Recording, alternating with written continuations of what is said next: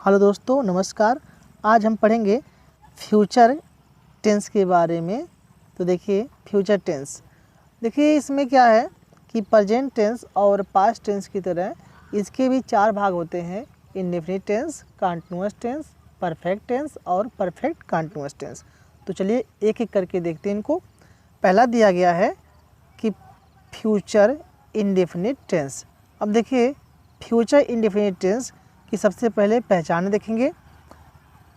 इस काल के हिंदी वाक्यों के अंत में गा, गी, गे आदि आते हैं। देखिए ये तो हो गया इसकी पहचान कि कैसे पहचानेंगे। तब इसका अनुवाद कैसे करेंगे? देखिए अनुवाद के नियम। पहला नियम दिया गया है कि सब्जेक्ट के बाद हेल्पिंग वर्ब विल या शैल का प्रयोग करके क्रिया की फर्स्ट फॉर्म लगाते हैं। दूसरा नियम देखिए, आई, वी, दे, यू तथा अन्य बहुवचनकर्ता के साथ शैल का प्रयोग करते हैं। ही, सी, इट तथा अन्य एक वचनकर्ता के साथ विल का प्रयोग करेंगे। ठीक, और इसे ध्यान देंगे कि फ्यूचर में इंडेफिनिट हो, कंटीन्यूअस हो, परफेक्ट हो या परफेक्ट कंटीन्यूअस हो, चारों में से कोई हो, सब में आई, वी, दे, यू तथा अन्य बहुवचनकर्ता के साथ शैल रहेगा। ही, सी, इट तथा अन्य एक वचनकर्ता के साथ विल रहेगा, चाहे वह विल भी हो, शैल भी हो, या फिर विल हैव, शैल हैव हो, या will have been, shall have been हो, विल बी। नियम देखिए, यदि वाक्य निगेटिव में दिया गया हो तो सहायक क्रिया विल या शैल के बाद नॉट लगाते हैं। इसका एग्जाम्पल देखेंगे।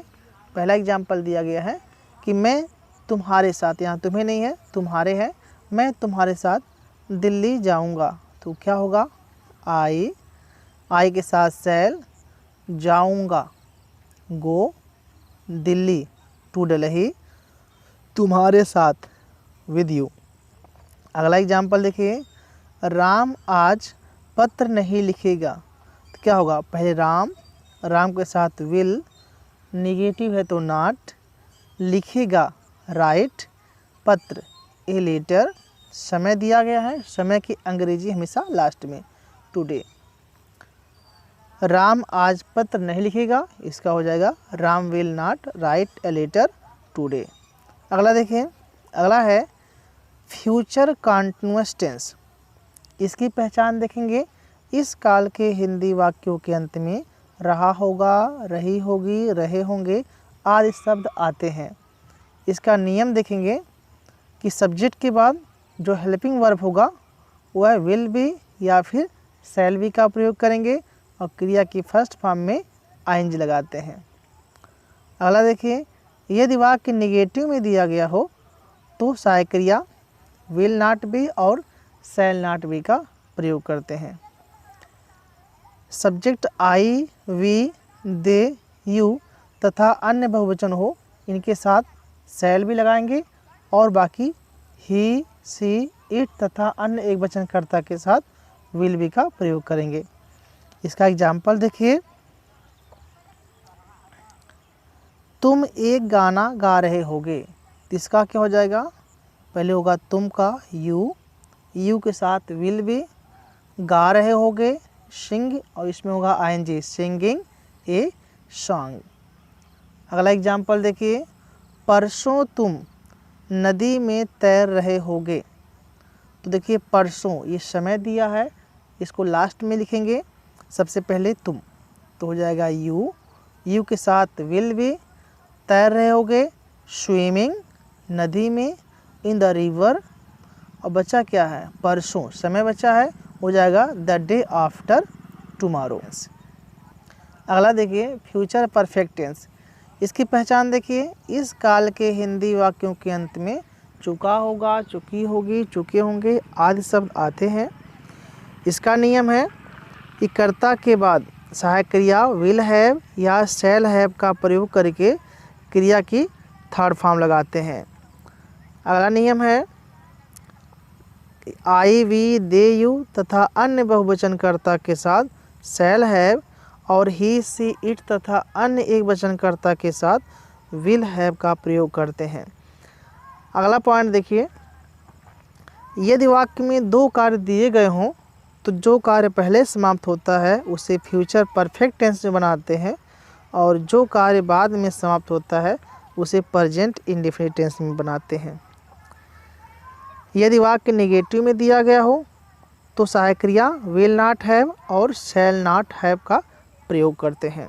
एग्जाम्पल देखिए इसका, हम कल तक कानपुर से लौट आए होंगे।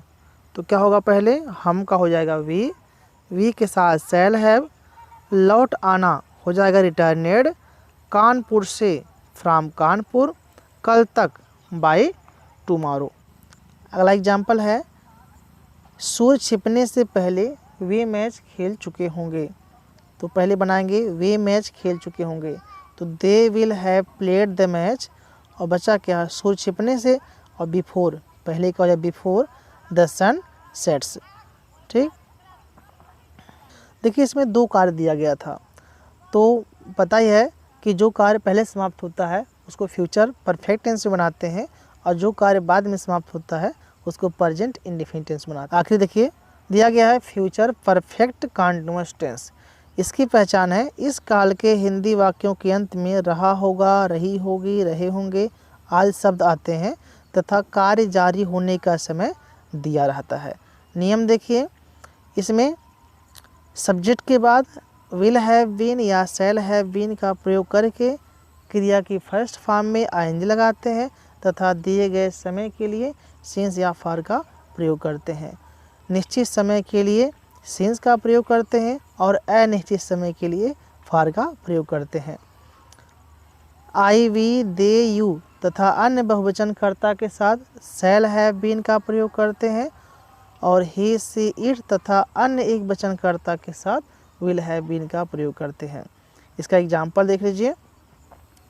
एग्जाम्पल दिया गया है, वे लड़के एक सप्ताह से अपना पाठ याद कर रहे होंगे। तो हो जाएगा वे लड़के का दोज बॉयज, हेल्पिंग वर्ब होगा विल हैव बीन, याद कर रहे होंगे लर्निंग, अपना पाठ देयर लेसन, एक सप्ताह से, एक सप्ताह अनिश्चित टाइम है तो इसका हो जाएगा फॉर ए वीक।